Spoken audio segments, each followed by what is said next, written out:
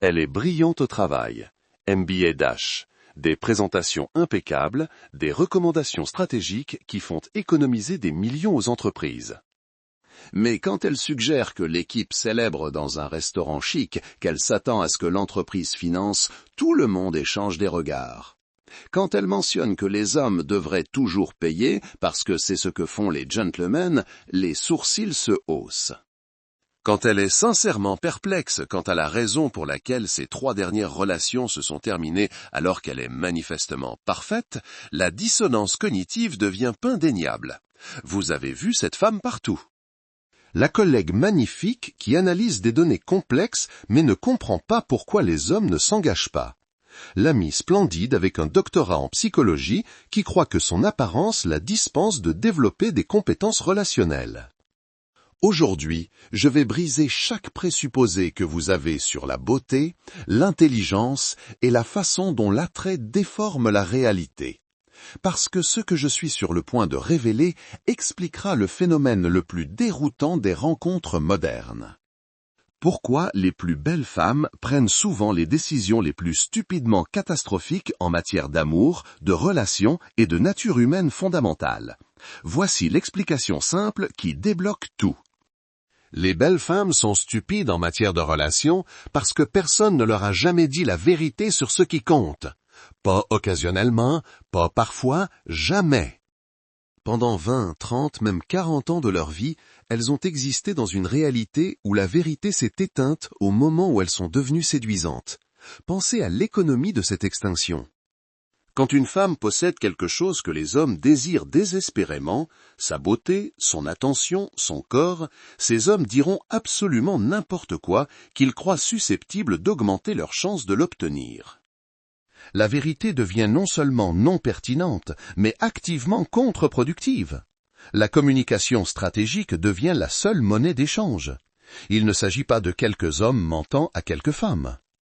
Parfois, c'est une extinction systématique de la vérité qui commence au moment où elle développe des formes et se poursuit jusqu'au jour de sa mort. Chaque conversation devient contaminée par un agenda. Chaque retour d'information est filtré par le désir. Chaque opinion est modifiée par l'espoir. La belle femme devient la victime de la plus grande fraude jamais perpétrée. Une civilisation entière conspirant pour la convaincre que le monde fonctionne d'une manière qui n'est absolument pas la sienne. Elle vit dans un univers parallèle où la cause et l'effet opèrent selon des règles complètement différentes de la réalité que tout le monde habite. Mais voici ce qui rend cette tragédie complète. Elle n'a aucune idée que tout cela se produit. Les mensonges sont si constants, si universels, si apparemment authentiques qu'elle les accepte comme une vérité objective.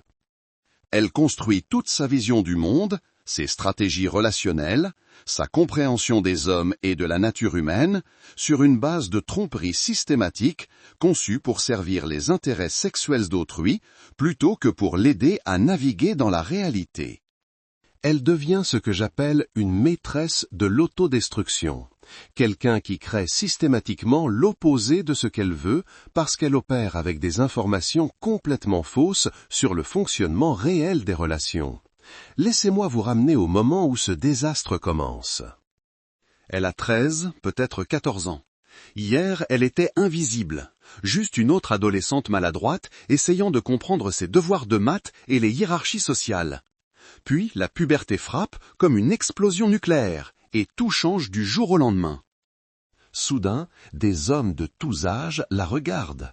Pas seulement les garçons de son âge, des hommes adultes, des professeurs, les pères de ses amis, des inconnus dans la rue. Elle a acquis un pouvoir immense qu'elle ne comprend pas, ne peut pas contrôler et pour lequel elle n'est certainement pas équipée émotionnellement. C'est terrifiant, effrayant, excitant et déroutant tout à la fois. Voici le détail crucial que tout le monde manque. Elle est encore émotionnellement et psychologiquement une enfant, mais on lui a confié un pouvoir d'adulte sur le comportement d'hommes adultes. Son âge réel est de 14 ans, mais sa maturité émotionnelle est encore en développement comme n'importe quelle autre adolescente. Sauf que maintenant, elle exerce une influence qui mettrait au défi une femme pleinement mature. À partir de ce moment, elle n'entendra plus jamais la vérité de la part des hommes. Chaque interaction devient une négociation où l'honnêteté est la stratégie perdante et l'accord stratégique est le coup gagnant. Le moment où elle devient belle est le moment où la vérité meurt dans son monde. Les hommes autour d'elle ne sont pas mauvais, ils sont rationnels. Ils découvrent rapidement que lui dire ce qu'elle veut entendre leur apporte des réponses positives, de l'attention, peut-être même des récompenses physiques. Lui dire ce qu'elle a besoin d'entendre les fait éliminer de son cercle social. La structure d'incitation est limpide, et les acteurs rationnels réagissent en conséquence. Laissez-moi expliquer les mathématiques brutales qui créent ce désastre. Être honnête avec les belles femmes ne vous donne pas de sexe. Être malhonnête, souvent, si. Cela crée ce que j'appelle la contradiction honnêteté-sexe. Une situation où la chose dont elle a le plus besoin, un retour honnête, est la chose même que les hommes sont le moins incités à fournir. Pensez-y comme une salle de classe où le professeur pose des questions ouvertes, mais attaque tout élève qui ne donne pas la réponse qu'elle avait déjà décidé de vouloir entendre. Que pensez-vous de ma nouvelle approche ?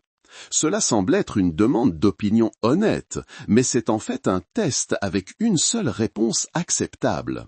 L'élève qui donne la mauvaise réponse honnête est détruit. L'élève qui donne la bonne réponse stratégique est loué. Les belles femmes créent exactement cette dynamique dans chaque relation. Elles demandent un retour, mais réagissent négativement aux retours qui remettent en question leurs hypothèses. Elles prétendent valoriser l'authenticité, mais récompensent la validation à la place. Elles disent vouloir des opinions authentiques, mais punissent quiconque les fournit. La probabilité mathématique que toute réponse honnête s'aligne accidentellement avec ce qu'elle veut entendre est pratiquement nulle, peut-être 1 sur 20 dans le meilleur des cas. La probabilité que l'accord stratégique produise des résultats positifs approche la certitude complète. Les hommes ne sont pas stupides, ils optimisent pour les résultats plutôt que pour les principes. Mais c'est là que la contradiction devient catastrophique. Alors que ces mensonges protègent les hommes du rejet à court terme, ils créent des désastres à long terme pour les femmes qui les reçoivent. Elle prend des décisions relationnelles basées sur de fausses informations, obtient des résultats terribles et reçoit plus de mensonges pour expliquer pourquoi les fausses informations n'ont pas fonctionné. Le cycle se perpétue jusqu'à ce que sa compréhension des dynamiques humaines de base soit complètement déconnectée de la réalité. Les femmes ne récompensent que la vérité qui correspond à ce qu'elles voulaient déjà entendre. Toute autre vérité, aussi précise ou utile soit-elle, est punie. Cela crée une pression de sélection où seuls les mensonges stratégiques survivent dans son écosystème informationnel. Seule une infime fraction des hommes dira constamment la vérité aux belles femmes, et ils appartiennent à des catégories très spécifiques qui révèlent exactement pourquoi l'honnêteté est si éteinte dans ces dynamiques. Premièrement, les hommes avec une dévotion extraordinaire à l'honnêteté. Ces individus inhabituels qui placent les principes avant le gain personnel. Ces hommes diront la vérité, quelles que soient les conséquences, parce que leur respect de soi dépend de l'intégrité plutôt que des résultats. Ils représentent peut-être 2% de la population masculine et paient souvent de lourds coûts sociaux pour leur engagement envers la réalité. Deuxièmement, les hommes sur le spectre de l'autisme pour qui les conséquences sociales importent moins que l'exactitude. Ils ont du mal à comprendre pourquoi ils devraient modifier la vérité pour gérer les émotions de quelqu'un d'autre. Ils livrent donc un retour non filtré parce que la malhonnêteté stratégique ne calcule littéralement pas dans leur câblage neuronal. Le concept de mentir pour éviter de blesser les sentiments n'a aucun sens pour eux. Troisièmement, les hommes de la famille, pères et frères, qui n'essaient pas de coucher avec elle et ont un véritable investissement à long terme dans son bien-être plutôt qu'un accès à court terme à son corps.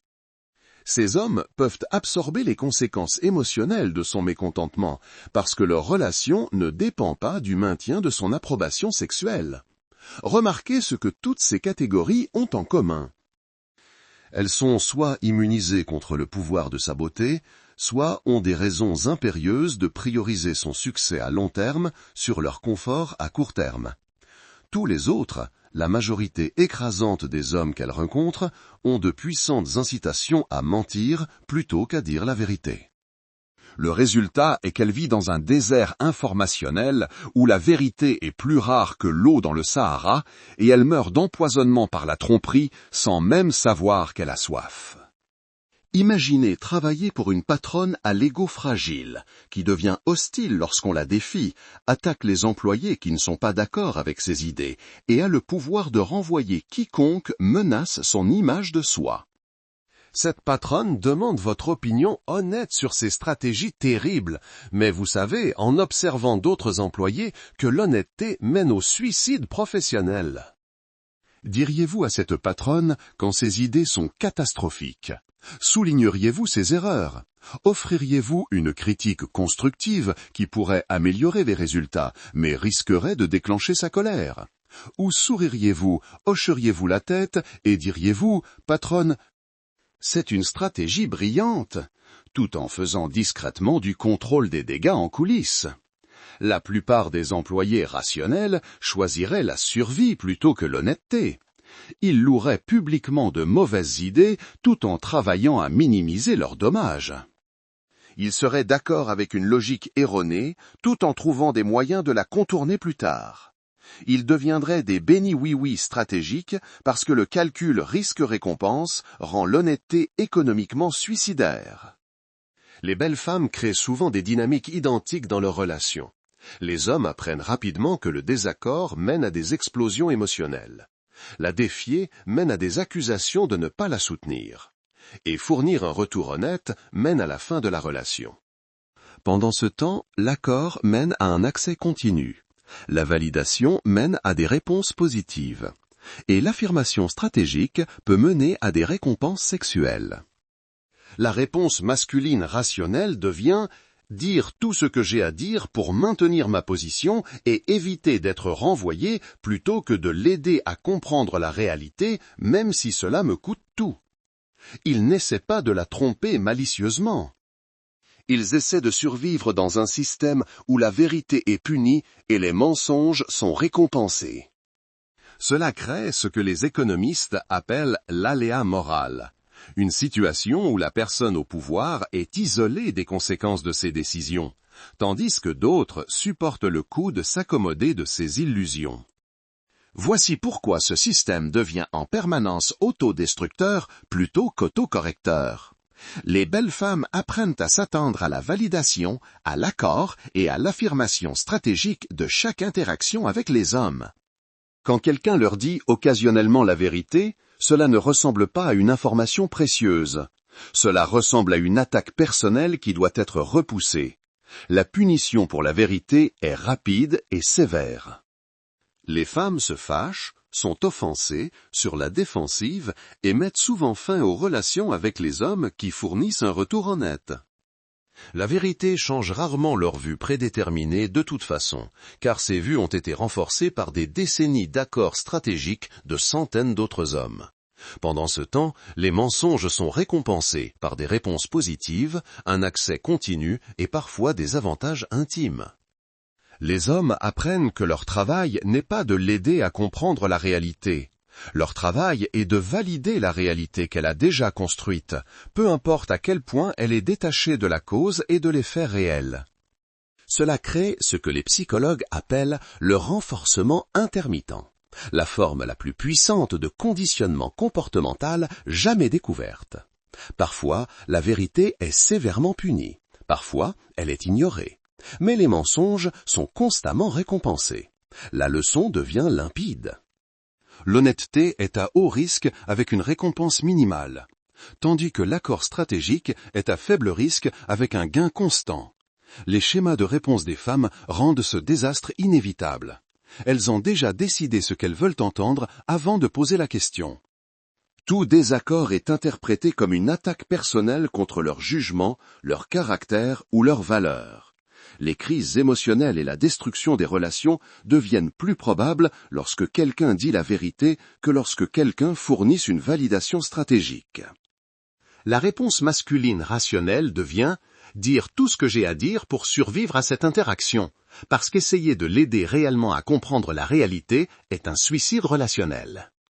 Chaque interaction renforce le schéma jusqu'à ce que le système soit en permanence verrouillé en mode tromperie. Des années de ce renforcement construisent des modèles de réalité basés entièrement sur des décennies de mensonges de centaines d'hommes différents. Elles développent des croyances sur les relations, les hommes et la nature humaine qui sont complètement détachées de la façon dont ces dynamiques fonctionnent réellement dans le monde réel. Si vous commencez à comprendre comment cette tromperie systématique crée les désastres relationnels que vous avez observés chez les belles femmes, assurez-vous de vous abonner à cette chaîne et d'activer la cloche de notification. Les dynamiques psychologiques que je révèle aujourd'hui m'ont pris des années à décoder et il y a beaucoup plus de profondeur à explorer dans les prochaines vidéos sur l'attraction, le pouvoir et les forces cachées qui façonnent le comportement humain. Les femmes qui ne sont pas exceptionnellement belles reçoivent une qualité de retour fondamentalement différente de la part des hommes, ce qui leur permet de développer une compréhension plus précise des relations et de la nature humaine. Bien qu'elles rencontrent toujours la communication stratégique, elles reçoivent également suffisamment d'informations honnêtes pour calibrer leur compréhension de la réalité. Les hommes interagissant avec des femmes d'apparence moyenne ont moins de motivation à mentir car les récompenses potentielles de la tromperie sont plus faibles. Ils sont plus disposés à être en désaccord, plus susceptibles de fournir un retour honnête, plus enclins à la traiter comme une personne complète, plutôt que comme une simple opportunité sexuelle potentielle qu'ils doivent manipuler. Cela ne signifie pas que les femmes moyennes obtiennent toujours la vérité. Les hommes ont toujours des incitations à être stratégiques. Mais elles reçoivent des rappels occasionnels à la réalité mêlés à la communication stratégique, ce qui leur donne des opportunités d'apprendre que les belles femmes ne reçoivent jamais. Les femmes moyennes se fâchent toujours lorsqu'elles reçoivent un retour honnête qu'elles ne veulent pas entendre, mais elles le reçoivent plus souvent parce que les hommes ont moins de motivation à absorber les conséquences émotionnelles de leur mécontentement. L'analyse coût-bénéfice est différente lorsque le gain visuel n'est pas extraordinaire. Le résultat est que les femmes moyennes développent des modèles moins déformés du fonctionnement réel des relations. On ne leur a pas menti aussi constamment ou aussi complètement que leurs homologues plus attirantes. Elles subissent plus rapidement les conséquences naturelles d'un mauvais comportement, parce que les hommes ont moins de motivation à tolérer le dysfonctionnement lorsque la compensation n'est pas écrasante. Les belles femmes, en revanche, peuvent maintenir des schémas relationnels catastrophiquement mauvais pendant des années, parce que les hommes endureront d'énormes quantités de chaos, de sentiments de droit et d'attentes irréalistes en échange d'un accès à une beauté extraordinaire. Ce retour retardé les empêche d'apprendre de leurs erreurs jusqu'à ce que les dommages deviennent irréversibles. C'est là que la tragédie atteint son paroxysme. Toute cette tromperie produit finalement l'exact opposé de ce que les belles femmes veulent réellement. Elles finissent par devenir les architectes de leur propre désastre romantique en prenant des décisions basées sur des informations complètement fausses sur le fonctionnement des relations. Le résultat est prévisible et dévastateur. La beauté seule ne peut compenser indéfiniment un comportement insensé. Les hommes peuvent tolérer un dysfonctionnement important temporairement en espérant que l'accès à la beauté en vaudra le coup, mais ils ne le toléreront pas en permanence. Finalement, même la femme la plus éblouissante découvre que l'apparence ne peut compenser indéfiniment les troubles de la personnalité, les attentes irréalistes ou l'instabilité émotionnelle. Elle expérimente ce que j'appelle transformer la victoire en défaite. Avoir des options romantiques illimitées, mais obtenir constamment de mauvais résultats parce que sa stratégie pour utiliser ces options est basée sur des mensonges plutôt que sur la réalité. Elle a tous les avantages, mais échoue quand même parce qu'elle a été systématiquement mal informée sur la manière de tirer parti de ces avantages efficacement. Des modèles de réalité déformés mènent inévitablement à des résultats désastreux. Lorsque votre compréhension de la cause et de l'effet est complètement fausse, vos tentatives pour créer les résultats souhaités échoueront systématiquement, produisant souvent l'exact opposé de ce que vous essayez d'atteindre. Le cycle se perpétue parce que chaque relation ratée renforce le schéma plutôt que de le corriger. Au lieu de remettre en question son approche, elle reçoit plus de mensonges stratégiques expliquant pourquoi les mensonges n'ont pas fonctionné. Au lieu de développer une compréhension précise, elle obtient la validation de ses fausses croyances et des encouragements à essayer les mêmes stratégies défaillantes avec des hommes différents. Elle se retrouve piégée dans ce que les économistes appellent une boucle de rétroaction négative, où l'échec renforce les comportements mêmes qui ont créé l'échec en premier lieu. Chaque désastre confirme sa vision du monde déformée plutôt que de la remettre en question, car tout le monde autour d'elle a des incitations à la protéger de la réalité plutôt qu'à l'aider à la comprendre. La seule source constante de vérité dans la vie d'une belle femme provient généralement de modèles masculins forts dans sa famille.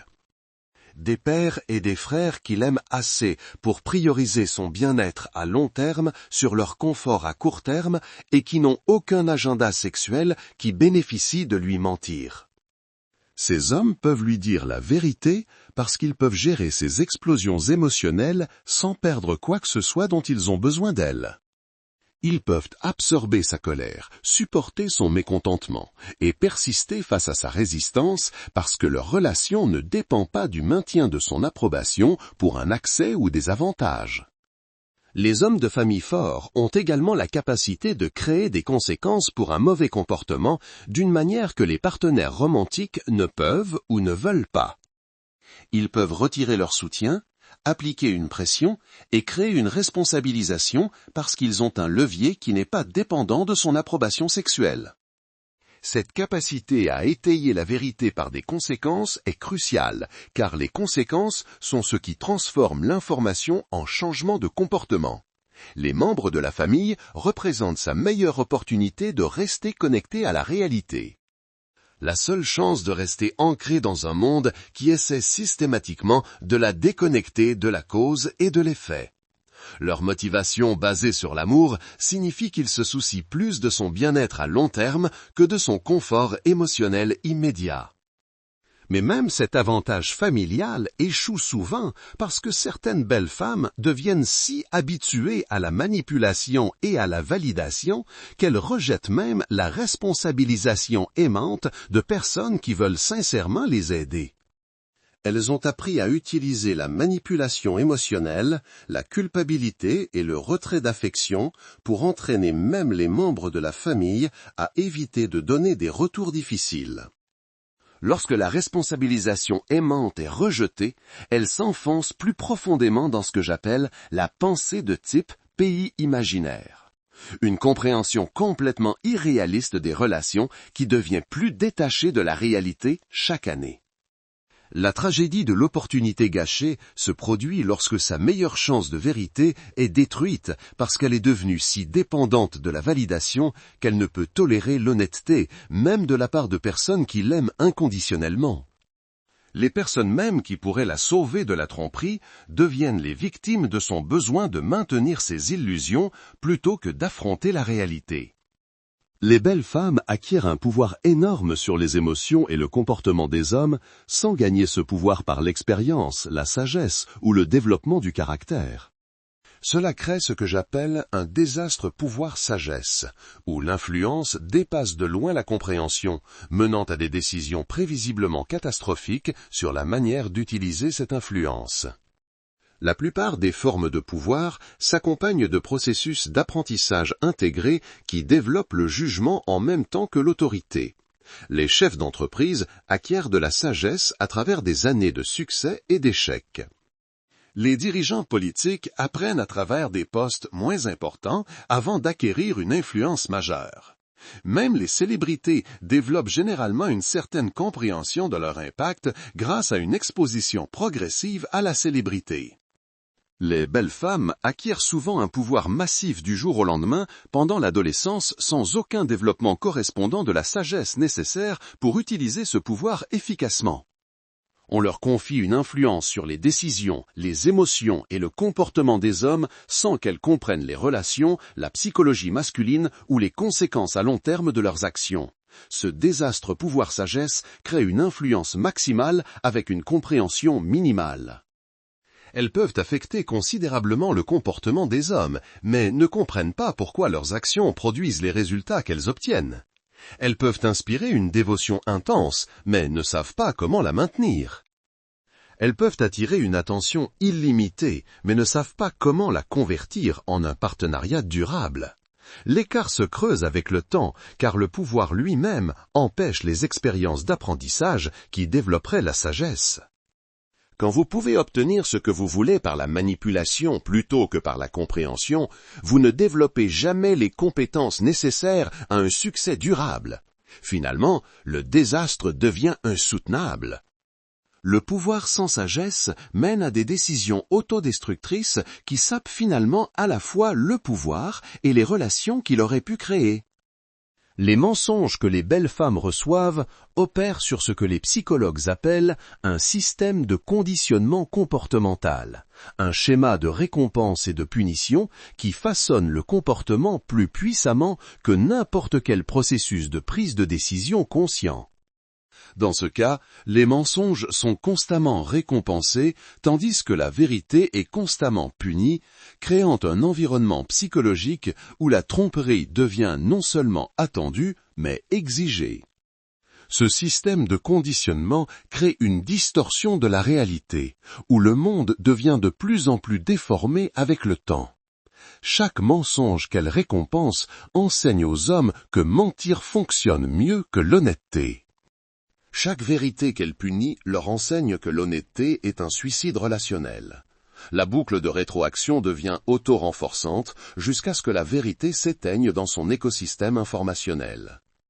Pendant ce temps, elle développe ce que les économistes appellent une prophétie auto-réalisatrice sur le comportement masculin.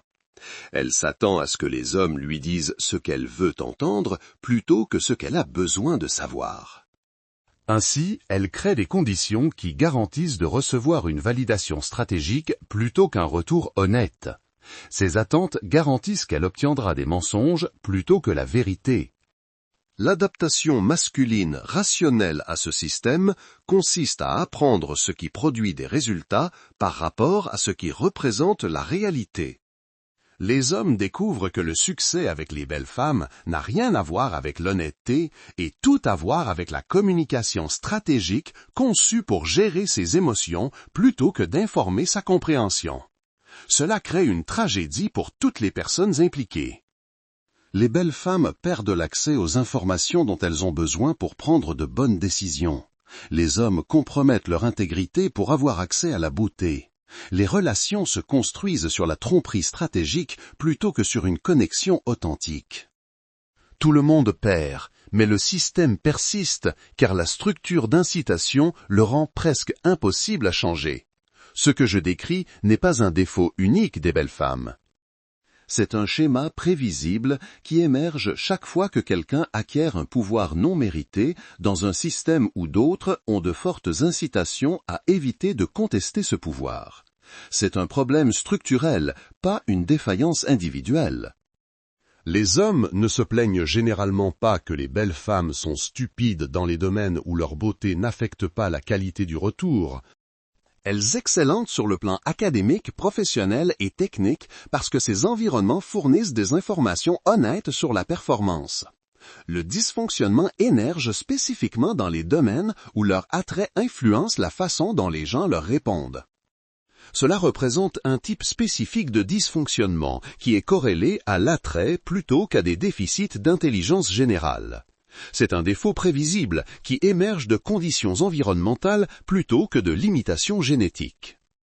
Le schéma a un problème compagnon dans la psychologie masculine. Les hommes qui réussissent deviennent insupportables pour des raisons similaires. Lorsque les gens acquièrent du pouvoir sans la responsabilisation correspondante, ils ont tendance à développer une compréhension déformée de leur impact sur les autres. Le pouvoir corrompt non pas parce que le pouvoir est intrinsèquement mauvais, mais parce que le pouvoir isole les gens des conséquences de leurs actions. Comprendre cela comme un schéma plus large nous aide à reconnaître que les belles femmes sont victimes d'un système qui leur ment systématiquement, plutôt que des méchantes qui choisissent de rester ignorantes. Elles réagissent rationnellement aux informations qu'elles reçoivent. C'est juste que les informations qu'elles reçoivent sont systématiquement fausses. La chose la plus importante à comprendre à propos de ce phénomène est que les belles femmes méritent de la sympathie plutôt que des reproches. Elles sont victimes d'un système qui leur ment depuis le moment où elles deviennent séduisantes jusqu'au jour de leur mort. Elles opèrent avec de fausses informations sur la réalité, non pas parce qu'elles sont stupides, mais parce que tout le monde autour d'elles a de puissantes incitations à les maintenir mal informées. Les hommes qui leur mentent ne sont pas mauvais non plus.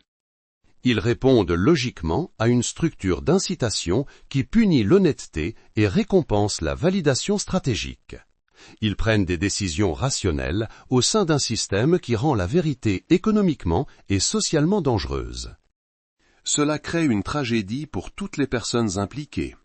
Les belles femmes perdent l'accès aux informations dont elles ont besoin pour construire des relations réussies. Les hommes compromettent leur intégrité et leur authenticité pour avoir accès à la beauté. La société perd les avantages qui pourraient découler d'une communication honnête entre les hommes et les femmes. Les rares exceptions, les hommes de famille forts qui brisent ce cycle, représentent le seul espoir d'empêcher les belles femmes de devenir complètement déconnectées de la réalité. Mais même ces exceptions échouent souvent parce que le système est si puissant et le renforcement si constant que même la responsabilisation aimante est rejetée en faveur de mensonges confortables. C'est fondamentalement une question structurelle sur la façon dont la société gère la beauté et le pouvoir, plutôt qu'une défaillance personnelle des belles femmes ou des hommes malhonnêtes. Le problème réside dans l'agencement des incitations, pas dans le caractère des individus opérant au sein de cet agencement. Comprendre cette dynamique est la première étape pour la changer. Lorsque nous reconnaissons que les belles femmes sont victimes d'une tromperie systématique plutôt que les auteurs de leur propre confusion, nous pouvons aborder le problème différemment. Les belles femmes qui veulent échapper à ce piège doivent rechercher activement la vérité même quand c'est inconfortable. Créer un espace pour un retour honnête, même quand ils remettent en question leurs croyances, et développer une véritable curiosité pour comprendre la réalité plutôt que de faire valider leurs opinions existantes. Les hommes qui se soucient des belles femmes doivent trouver le courage de fournir un retour honnête, même si cela risque des conséquences négatives. Prioriser les résultats à long terme sur l'accès à court terme. Et refuser de permettre le dysfonctionnement, même si le permettre semble plus facile ou plus profitable. La société doit reconnaître que la beauté crée des défis uniques qui nécessitent des systèmes de soutien différents, que la vérité doit être valorisée par rapport à l'accord stratégique, et que le développement du caractère est aussi important que le développement de l'apparence pour le succès et l'épanouissement à long terme. La solution n'est pas d'éliminer la beauté ou de prétendre qu'elle ne crée pas d'avantages. C'est de s'assurer que ces avantages n'empêchent pas le développement d'autres compétences nécessaires à l'épanouissement humain. La beauté devrait améliorer les relations, pas remplacer les compétences qui font que les relations fonctionnent réellement. Si cette analyse vous a ouvert les yeux sur la façon dont la tromperie systématique crée le dysfonctionnement et pourquoi les belles femmes ont souvent du mal avec les réalités de base des relations, abonnez-vous à cette chaîne pour plus d'aperçus sur la psychologie cachée de l'attraction et du comportement humain. Activez cette cloche de notification car la compréhension de ces dynamiques pourrait vous aider à les naviguer plus efficacement. Que vous y soyez confronté personnellement ou que vous les observiez chez les autres, partagez cette vidéo avec quiconque a besoin de comprendre qu'il ne s'agit pas de blâmer les belles femmes. Il s'agit de reconnaître comment les facteurs environnementaux façonnent le comportement afin que chacun puisse faire de meilleurs choix. Le but n'est pas de critiquer les belles femmes pour des problèmes qu'elles n'ont pas créés. C'est de comprendre comment les facteurs environnementaux façonnent le comportement, afin que chacun puisse faire de meilleurs choix dans les réalités existantes. Lorsque nous voyons le système clairement, nous pouvons choisir d'opérer différemment en son sein. C'est pourquoi chaque belle femme est un peu bête en matière de relations. non pas parce que la beauté cause la stupidité, mais parce que la beauté crée un environnement où l'intelligence relationnelle est systématiquement découragée, punie et empêchée de se développer. La tragédie n'est pas qu'elles sont victimes de leur propre attrait. C'est qu'un système conçu pour exploiter leur beauté détruit finalement leur capacité à utiliser cette beauté pour créer l'amour et le partenariat qu'elles désirent réellement. La vérité peut être dangereuse à court terme, mais les mensonges sont toujours catastrophiques à long terme, et les belles femmes qui apprennent cette leçon assez tôt pour agir sont celles qui parviennent à conserver à la fois leur beauté et leur bonheur. Dites-moi dans les commentaires de quelle partie du monde vous nous écoutez. Qu'avez-vous pensé de cette histoire? Si vous aussi, vous avez un récit touchant ou une anecdote incroyable à partager, n'hésitez pas à nous la raconter. J'adore lire vos expériences. En attendant notre prochaine histoire, je vous souhaite à tous d'être toujours en paix et en sécurité.